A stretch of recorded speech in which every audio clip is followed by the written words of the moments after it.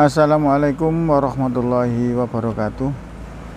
Jumpa lagi di channel saya, Danis Putra Arsitek, yang selalu ingin berbagi tentang pengalaman dan ilmu-ilmu tentang toko bahan bangunan. Kemarin saya sudah membahas tentang bagaimana cara pengelolaan keuangan di toko bahan bangunan supaya aman. Pengelolaan itu secara global maksudnya saudara. Jadinya yang saya bahas kemarin itu secara global, bagaimana caranya kita untuk menangani biar enggak, saya kemarin sudah bilang, biar enggak pusing. Dari situ banyak yang komen, banyak yang tanya, baik lewat WA atau lewat komen di YouTube.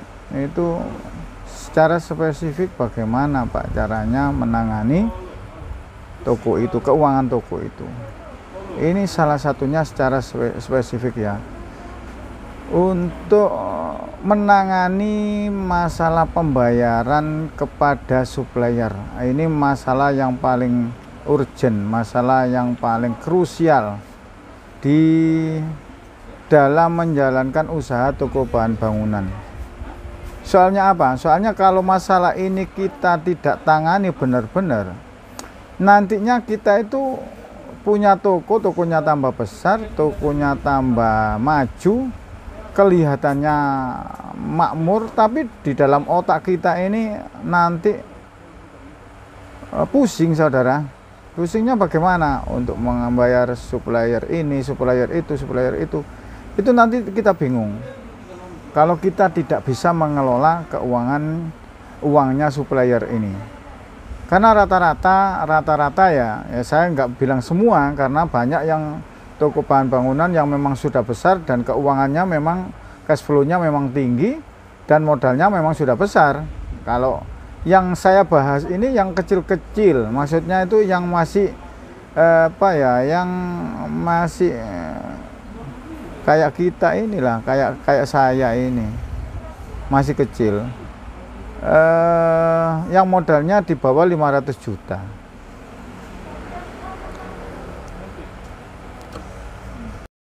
Nah, secara spesifik untuk mengelola keuangan di toko bahan bangunan yang paling urgent, yang paling krusial adalah mengelola keuangan untuk pembayaran supplier.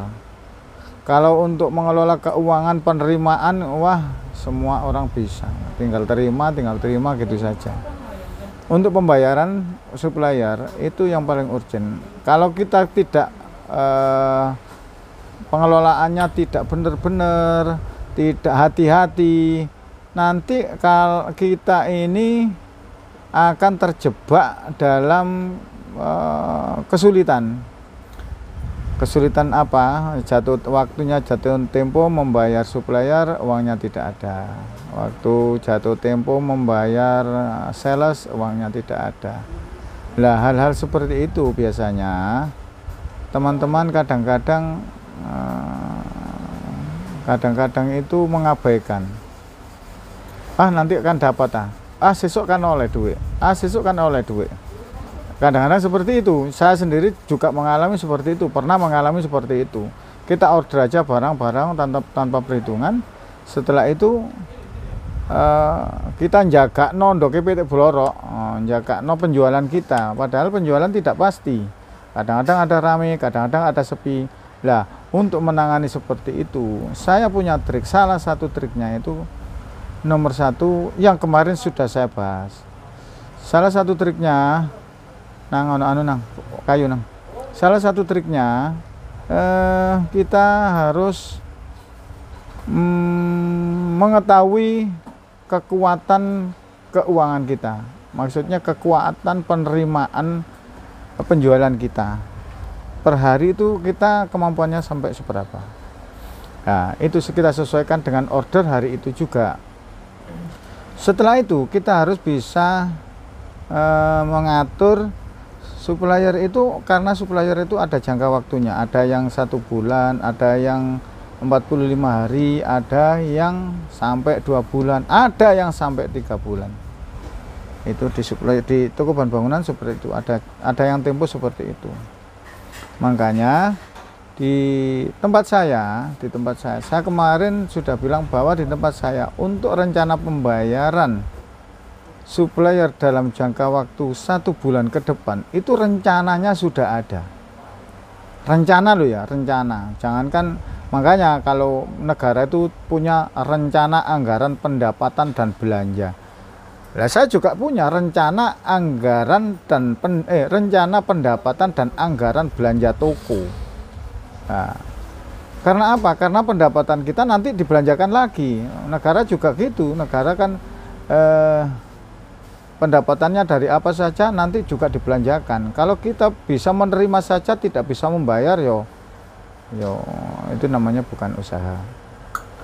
Nah, hal itu harus kita manage dengan benar-benar. Salah satunya kita harus punya rencana anggaran untuk pembayaran toko.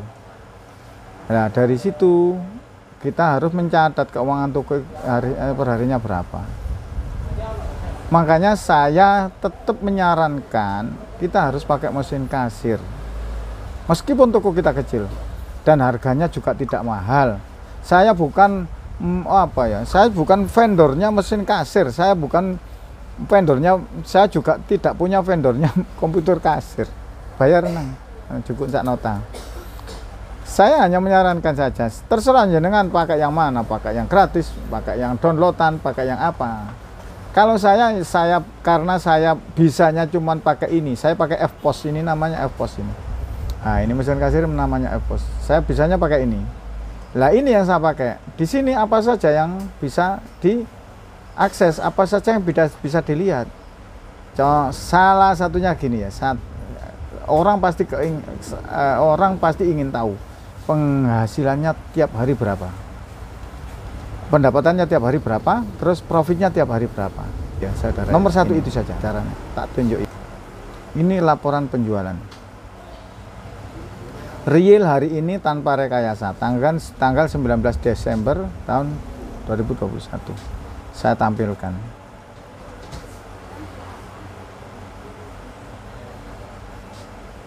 Saya perjelas pakai laser jet. Ini pendapatan hari ini. Real. Lah, ini. Total pendapatan penjualan 8 juta. Yang cash segini, yang pakai debit segini, yang piutang segini. Nah, ini dari sini kita bisa melihat profitnya segini. Ini kalau kita pakai mesin kasir. Jadi kita tahu, oh kemampuan per hari saya segini. Ini masih setengah hari, saudara, ini masih sama. Ya nggak apa-apa lah. Nah, dari situ nanti kemampuan itu, terus ada lagi utang kita berapa? Nah, utang kita lihat utang keuangan, hutang. Nah, coba kita lihat, mulai ini saja, mulai Semen Gresik. Nah, utang kita yang harus kita bayar bulan depan, Semen Gresik. Ini kita bayar bulan depan, bukan bulan ini. Semen Gresik, kita cari Semen Gresik. Semen Gresik, Tempo. Ini temponya 20 hari, saudara. Nah, ini nota yang akan kita bayar bulan depan ini. Jatuh temponya sudah tertera. Karena Semen Gresik itu datangnya supplier tidak, salesnya tidak teratur sesuai tanggal jatuh tempo. Makanya di sini ada jatuh temponya segini. Ini jatuh temponya tanggal 23 bulan 12. Ini tanggal 23 bulan 12. 23 bulan 12. Ini sebenarnya waktunya ngambil kemarin, tapi belum diambil karena kena hari Sabtu sama Minggu. Ini besok Senin saya bayar semuanya. Nah, ini bulan 1 tanggal 4 bulan 1. Ini rencana bulan depan. Kita sudah tahu kebutuhan kita berapa untuk bulan depan itu. Ada lagi, coba apa? Besi. Nah, tunjukkan yang besar-besar saja. Hutang besi. Mulai ini temponya 2 bulan besi ini. Kita ambil mulai ini. Yang belum lunas saja, yang sudah lunas nggak usah. Belum lunas besi. besi sarana. Saya punya 3 supplier besi, cuman yang aktif 2. Nah ini rencana yang akan dibayar bulan jatuh temponya bulan Januari, tanggal 8, tanggal 14. Kalau ini datangnya 1 minggu 2 kali, hari Senin sama hari Kamis. Ini belum jatuh tempo, tapi sudah saya bayar, sudah saya cicil 6 juta. Ini nggak bayar 6 juta, 3 juta, 3 juta. Tapi kan belum jatuh tempo, nggak apa-apa. Ini seandainya saya minta seberapa pun masih tetap dikasih. Asalkan nota ini, nota yang atas ini bisa kita lunasi dalam jangka waktunya. Kayak ini, tanggal 14 bulan 1. Ini kan masih jauh. 1 minggu kita bayar 2 kali. 3 juta, 3 juta, 3 juta, sudah lunas. Nah ini caranya. Kita sudah dimodali sama besi ini berapa? Ini saudara. 40 juta saudara. Kita dimodal besi tadi ini sudah 40 juta. Loh ini loh ya, cara pengelolaan keuangan di toko bangunan seperti ini. Kalau kita sudah punya mesin kasir. Terus apalagi? Ini semuanya seperti itu. Terus saya kemarin bilang rencananya pembayaran gimana? Ini saya punya formnya seperti ini. Nah rencana anggaran pembayaran supplier bulan Januari 2002, hari dan tanggal Sabtu Januari. Nah ini dasarnya dari mana? Ya dari tadi, dari tak bukakan lagi ini Abadi Jaya. Kita harus membayar bulan depan keuangan, tak ambilkan hutang Abadi Jaya. Ini temponya 3 bulan, berarti kita ngambil 3 bulan, September Agustus lah, apa-apa. Abadi Jaya belum lunas. Abadi Jaya didit. Nah 501 kita lunasi 1 nota. Setelah itu turun ke nota berikutnya. Ini utang semua ini. Di modali berapa sama Abadi Jaya? Tak tunjukkan sampean, biar tahu. Nah, saya kan sudah bilang kemarin, mesisan. Tak tunjukkan. Berapa? 120 juta. Seandainya kita utang di bank uang 120 juta, pasti ada jaminannya. Paling enggak sertifikat. Ini tanpa jaminan. Modalnya apa? Jaminannya apa? Kepercayaan, saudara. Makanya ini modal jaminannya kepercayaan saja. 120 juta. Kita bayangkan kita utang tetangga kita, saudara kita 120 juta timbangan diutang no sampean gak tuku motor apa. Ini modal dimodali saudara. Kalau kita benar gitu loh. Kalau kita benar. Terus rencana pembayaran tadi saya tunjukkan lagi. Rencana pembayaran yang tadi. Ini Sabtu, Minggu tetap saya rencanakan. Cuman nggak ada, kadang-kadang nggak ada supplier. Ini nalangi barangkali nanti ada sales yang cash-cashan itu apa saja. Senin rencana pembayaran 8 juta, Selasa rencana pembayaran 6 juta, sudah ada jumlahnya semua 6 juta, rata-rata 6 juta, 5 juta. Ini belum jumlahi. Nah ini caranya saudara. Ini salah satu cara. Ini saya print, saya taruh di sini. Nanti rencananya untuk hari ini. Kita tinggal kemana? Sudah ada yang membayar. Teman kita, saudara kita, atau yang nunggu toko. Itu saudara. Ini cara pengelolaan keuangan untuk membayar. Kalau kita sudah punya rencana seperti ini, kita nantinya itu enak. Kita nantinya itu karena orang sudah punya rencana, berarti sama dengan kita mau pergi tapi sudah ada rencana, jam segini. Kita tinggal menjalankan saja. Nah, nanti kalau seandainya ada kendala, ada apa, ada pembayaran, ada permintaan yang lebih besar, itu nanti kayak gini. Kemampuan saya membayar 6 juta. Kayak ini ya. Terus hari ini ada permintaan besi yang jumlahnya 200 batang dengan nilai katakan 25 juta. untuk keamanan kita, kalau besi itu dibayar cash, kepada kita, kita ambil profitnya saja, kita ambil untungnya saja. Besi kita ambilkan ke supplier, kita tinggal telepon. Ibaratnya kita tinggal telepon, bondo telepon tok. Halo, saya minta besi 100 batang, harganya berapa? Kita sudah bisa menentukan harganya, dan kita sudah bisa menentukan marginnya. Kita ambil cash saja kalau ada seperti itu. Jangan kita ngambil besi dengan tempo, orangnya bayar cash ke kita. Wah, bahaya itu saudara. Nanti uangnya kita pakai, lupa diri.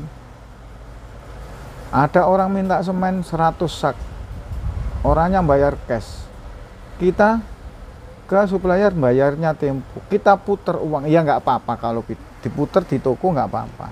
Bahayanya itu kalau kita banyak, kelihatannya toko itu uangnya banyak, kita lupa diri kadang-kadang seperti itu.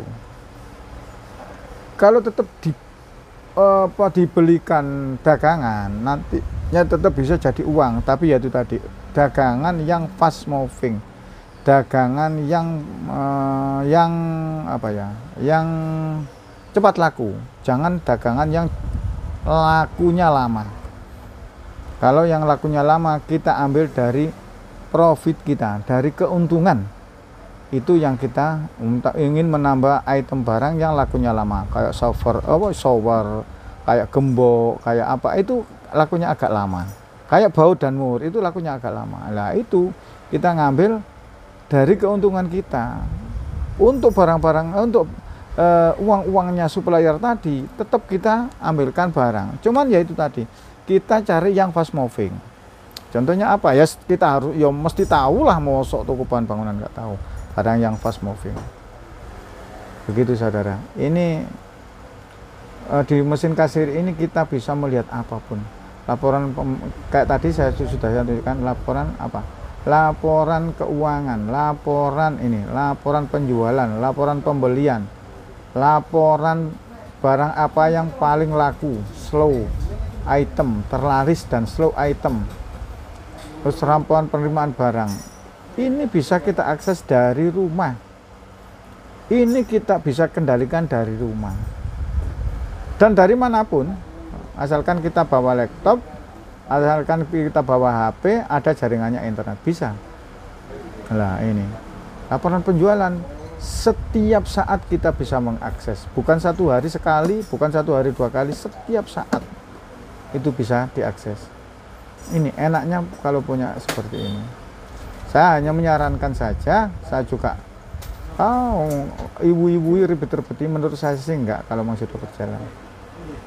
Ini salah satu dari salah satu dari pengalaman saya yang bisa saya sampaikan, yang bisa saya bagi kepada teman-teman. Saya doakan semoga ini bermanfaat. Demikian, mungkin agak terlalu panjang, mohon maaf, videonya terlalu panjang. Saya akhiri dan saya doakan semoga kita semua dalam lindungan Allah Subhanahu wa Ta'ala, kita semua diberikan rezeki yang halal, yang berkah, yang melimpah oleh Allah Subhanahu wa Ta'ala. Semua doa-doa kita terkabulkan, semua hajat-hajat kita terkabulkan.